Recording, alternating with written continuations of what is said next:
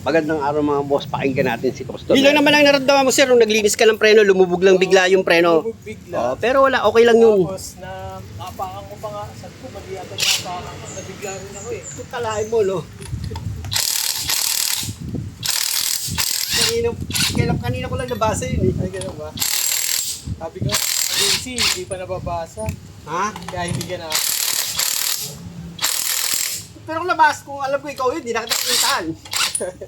Nasabihin ko sa'yo, ganito gawin mo. Luwag ah. After malinis ni customer yung preno sa harapan, dito sa likuran, nag-alanganin na siya para linisan. Pero tama yun, linipis talaga. Nagliha ka eh, di ba? Ganun pala. Buti nga, nabomba ko. Bubombay nyo lang pag ganun. Pero ito, itong ano sir, Oo. itong Yan. Brake drum niya mga bossing, hindi niya alam kung paano niya ba yan tatanggalin. Mahina pala yung palo niya. yan, tignan mo ngayon. Pinalo mo na to. Oo. Nakarigis na ang brake.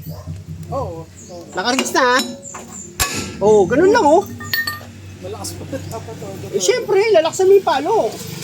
Yung palo, yung kataan eh. Yung kumagahan pa nun eh. Dumi oh.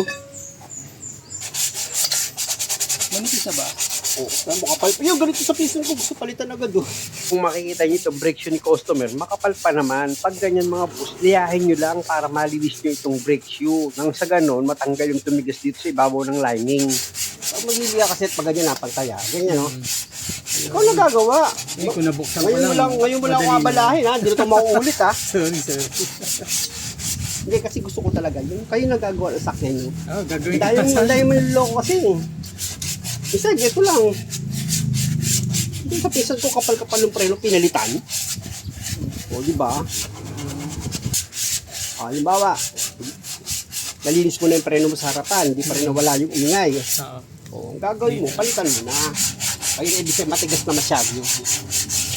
Actually mga boss, ang pakikita namin ni customer, aksidente lang. Dahil sa buong akala ko, nanikip itong preno niya at hindi siya makaalis dito sa lugar na lapit sa akin. Yun naman pala, dini-IY niya pala itong sasakyan niya, yung harapang preno, ginawa niya pagdating dito sa likuran, nag-alanganin niya siyang gawin. Dahil nga sa itong brake drum, hindi niya raw matanggal. Na ang buong akala ko naman, naninikip itong preno niya sa likuran, kaya dagli ko siyang pinuntahan. Yun naman pala, nag-DIY siya at hindi niya lang matanggal itong brake drum. At dahil sa nandito na rin lang ako, tinuruan ko na lang siya kung paano maglinis at mag-adjust ng preno. Para sa susunod, siya na yung gagawa nitong 4 na preno dito sa gulong. Ito na mga boss, nalinis ko na itong brake shoe at brake drum. Ituro ko na kay customer kung paano mag-adjust. Adjuster sir, ito. Yan. Yan, di ba? Makikita mo yung ipin. Kapag yung ipin, makita mo lang pag ipin, tamang pag-adjust, tingnan mo, bitawan mo siya. Pag nabitawan mo, screw mo ganyan, hindi mo siya hawak. Ibig sabihin, ayan ang pag-adjust sa tama. Paangat. Kasi pag dito, ayon yan, malalaglag yung screw mo. Malalaglag siya. Kaya pag lumalaban siya ganun, lumalabas siya, ayan, pwede ka niya mag-adjust. Pataas yan, ibig sabihin. Sibsibat yung ano mo. Pipihitin mo lang naman yan, sir, ganun, diba? Papaangat mo lang, ayan, Ayan, ayan, ganun lang, ayan, nakita mo, diba? Okay. Nakatano rito, tapos Ilang pihit ang ano? Sir, pagdating sa pihit, di natin pwede sabihin yan, di ko Ay, nagsasabi. Oo, syempre. Unang-una mga boss, di naman kasi 100% pantay yung pudpud ng brake shoe. Kaya hindi tayo pwedeng mag-base sa bilang para sa pag-adjust ng preno. Kaya nga di mo bibiglain yung pag-adjust yan, kita mo, maluwag pa, di ba? Pero malalaman mo yan pag ipinasok mo siya. Yan. Okay. Di ba? Dapat ganyan.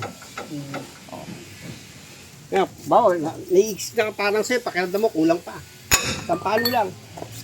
Tapos kasi mabigat yan, kaya tinutulungan ako magtulak. Pag ganitong malaki kasi yung brake drum mga boss, sinisipot ko ng plus ko yan para hindi ako mahirapan. Madali ko siyang may atras. Diba? Ayan Ayan Sabi sabihin, okay na yung adjust.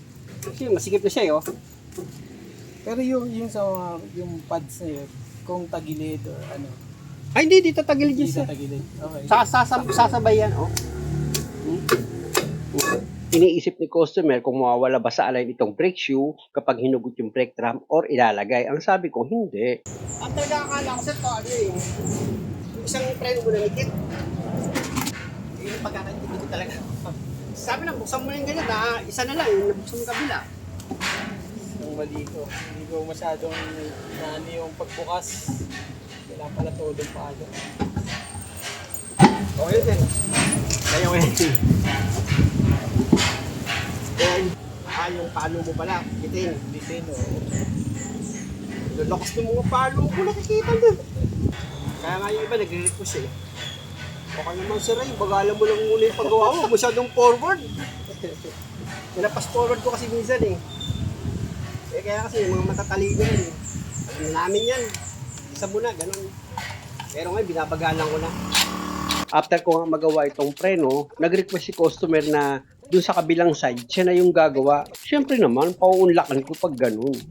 Ang gusto niya nga mangyari, yung pagtanggal lang ng brake drum, yung pag-aaralan niya. Sabi ko, lahatin mo na. Pati yung pag-adjust, pagtanggal ng gulong, pati yung paglitis, dapat alam mo. Pwede subukan ako mag-papalo. Sige sir, subukan mo rin magtanggal ng gulong. Sige. Ikaw na rin gumawa ah. Sige. Si customer daw ang ano, kasi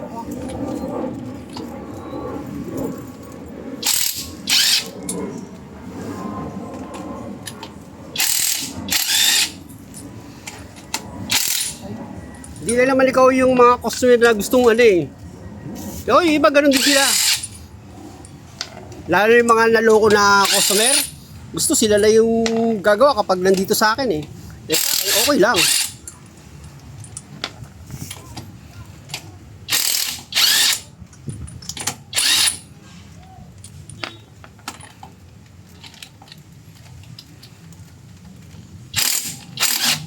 Ba't kasi kailangan mo galaw-galawin na ganun? Isang tusok lang yan eh.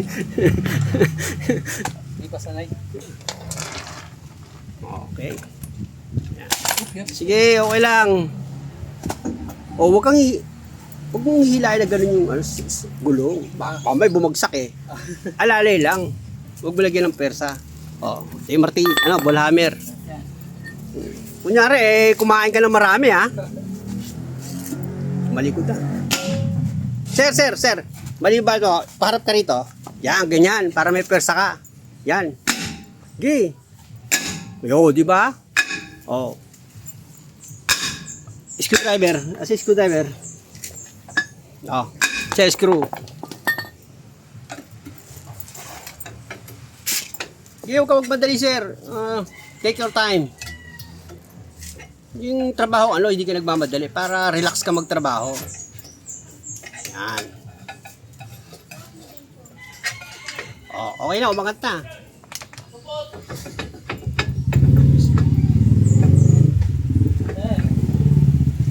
Liyahin mo yan. Liyahin mo ngayon yan. Pero nung mapansin ko, ang inabot ko, panghangin. Wala din ito nagtuturo no? Tulog sa pansitan. Ilang buwan na bang di na, nalilinis? Yung ilang buwan na? Ilang buwan? Unang beses ko pa lang ito eh. Grabe, ang tagal nag-isip. Yun naman pala, ngayon lang siya maglilinis ng preno. Okay, liya. Yung pagliya, yung tinuro ko sa'yo dapat pantay. Hindi ganyan, hanggang baba. Yan, pag ganyan. Practicein mo. Okay.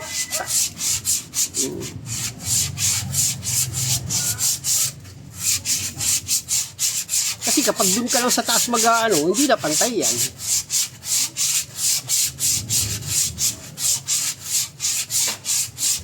Siyempre, sasama mo ng kaunting diin, sir. Para sigurado naman na matatanggal yung tumigas dito sa ibabaw ng lining. Ayun kasi yung kadalasan na pinagmumulan ng ingay. Okay, sa kabilang side, sir. Ganon din mga boss, kapag nilihan nyo sa kabilang side ng brake shoe, dapat medyo madiin din para matanggal nga yung tumigas dito sa ibabaw ng lining nyo. Kaya ko lang naman napuntahan agad si customer dahil libre ako. Unang-unang katwiran niya, uuwi daw siya ng summer late. Dito lang naman sa Tipas, pinuntahan ko na. Sir, hanginan mo ulit. Importante kasi mga boss, na after nyo yan maliha, dapat mahanginan nyo itong brake shoe. Kung wala kayong panghangin, punasan nyo ng malinis na basahan o kaya paintbrush. Biglaan kasi ito mga boss, kaya wala kaming naka-ready na brake cleaner. Yung mga spring. Spring. Sa ilalim.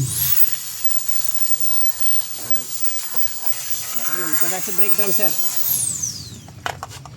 Pagpagin mo. Yan, hangin. Yan.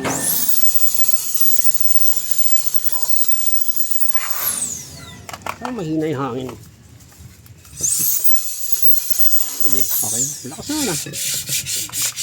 Parang sa pakiramdam ko, napapagod na si customer. Gusto ko na siyang pigilan, kaya lang, request niya yan eh. Sa akin kasi, pag gusto mong matuto, pagbibigyan kita. Fast forward ko na itong video mga bossing. Yung liha na yan, pambakal talaga yan. Kaya pag bibili ka ng liha, yung pambakal. Kita mo, natatanggal yung ano nyo, yung guhit-guhit, natanggal kahit sa kabila. After yung mga boss, yung ginagamit kong liha, yan yung ginagamit sa machine shop kapag nagpifinishing na sila after mag-repace ng mga rotor disc o kaya brake drum, ganun. Eh na mga boss, okay na yung pagkakalihan ni customer, kaya pinahanginan ko na yan sa kanya. Okay. Oh, pag-adjust ka na ngayon, mag-adjust ka ng preno. Ito sir, yan, pataas. Sir, yung ano, discard yung mga dito yung dulo lang, ano, yan. Yan, pataas. Oh. Oh, isa. Ah, sige. Sa akin, 3 kasi pihit ko eh. Dalawa. Sumobra ka na ata. Kasi dito lang ako nagsisimula eh. Pag ako eh. Dito ako sa guide na ganyan, no? Para hindi ako masyadong ano. Yan. Okay na yan. Pangatlo. At dahil sa okay na yung pagkaka-adjust, pwede na ngayon ilagay itong brake drum. After ko nga may turo kay customer kung paano ilagay yung brake drum, pinabayaan ko na siya para matuto syempre.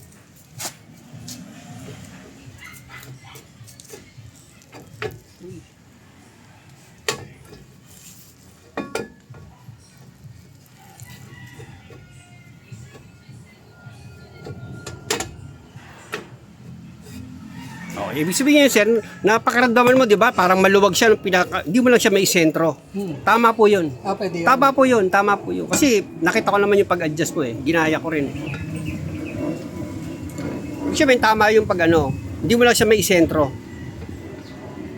Sir, huwag mo ugayin yung kaha. Yung, ito lang ugayin mo. Nauuga pati kaha eh. Baka yung jack ay dumulas. Tabingin ka sir, oh, dito malaki buka. Tapos sa, ano, dapat balanse pag nilagay mo yan. Tingnan mo, nakabuka ka dito, tapos nakadikit ka sa taas. Kumbaga, dapat diretso pa ganun. Yan, yan ah. Nakita mo na, di ba? Tabingin yung kabit niya. Bukod kasi kay boss, meron ding nanonood. Kaya yun ang sinabihan ko, natabingin nga Sige, okay lang. itong Basta itapat mo pagkakalagay yan, ni boss dito sa brake drum niya. Kaya hindi niya yan masentro. Kaya lang sa nakikita ko, parang nahihirapan si customer sa pagkabit itong brake drum. Kaya umepal na ako. Iniisip ko baka ma-high blood. Ako sir, tingnan mo yung kamay ko.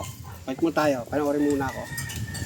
Pag nilagyan mo kasi dapat to, dapat nakabalansin tayo ng ano mo, kamay mo. Yan o.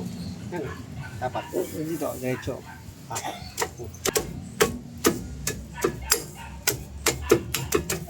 Yung ano na yan, okay, tama lang yan. Ha? Tama lang yung ganyan. Tama po yun. Hindi lang nasa sentro. Okay. Automatic kasi ito, di ba? Dito tayo mapapihit to eh. Pero tama yan. Kasi tinignan ko yung ano mo. Kaya pag di mo siya magalaw, ganun-ganun mo lang. Kasi dito ka dapat nakatingin eh. Titignan mo yung brake drum. Titignan mo dapat yung sentro nito. Para pag medyo malalim sa kabila, suntokin mo ganun. Pag umibabaw na siya, dito malalim, di ba? Yung sa kung saan yung mababaw pala. Bawa, mababaw na to.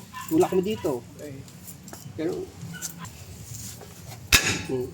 Oo, pag ano, lalabas siya agad. Pag masikip kasi yan, hindi yan ano. Hindi pa pa. Ay, hindi siya di matatanggal sa ganun, hindi siya bubuka. Oh, ano labo to? Di ba, lambog oh. Ulitin mo sir. Kailangan matuto ka. Yung pantay ha, pantay yung pagsalpak mo ng brake drum. Titigan mo muna ito oh. Titigan mo muna ito sir oh, dito, ayan oh. Tapos yung drum mo. Kasi pag hindi ka pamantay, mahihila mo yung brake shoe. Oh, di ba? Maluwag. Oh. Yes. Ay, gulong. Pasensya na kayo mga bossing, ano? Pag ako nagturo, dapat lahatin mo na. Hindi yung magtitira ka pa para sa akin. Dito ko naman makikita kung paano maglagay ng gulong si customer.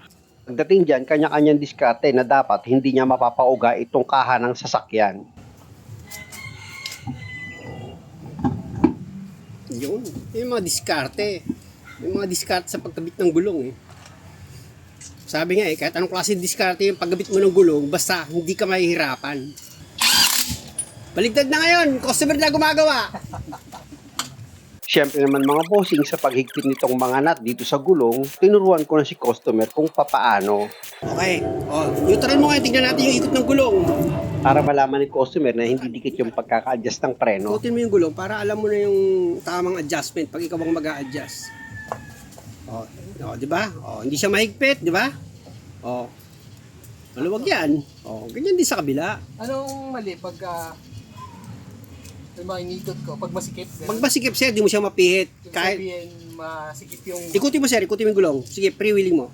Sige. O, ayan, mapasin mo, umiikot siya, di ba? Tapos titigil yan dahan-dahan. Okay yan. Pero kapag inikot mo, tapos Hinito agad. hinto agad, masikip yun. Masikip yung Mm. pag-adjust. Oo, opo. Ah, okay. O, ngayon, alam mo na kung paano mag-adjust. Okay. Okay. At dahil sa okay na ito mga boss, check natin yung handbrake. Tingnan natin yung handbrake. Okay. Sige nga, sir. Yung handbrake mo. Mixi dapat yan. O, ano, umixi siya. Okay na. Muli mga boss, maraming salamat sa panonood. Sana nakakuha kayo ng idea at kung maaari, pa-subscribe naman itong channel ko. Baka pwede, kahit paano pa-like naman. Salamat!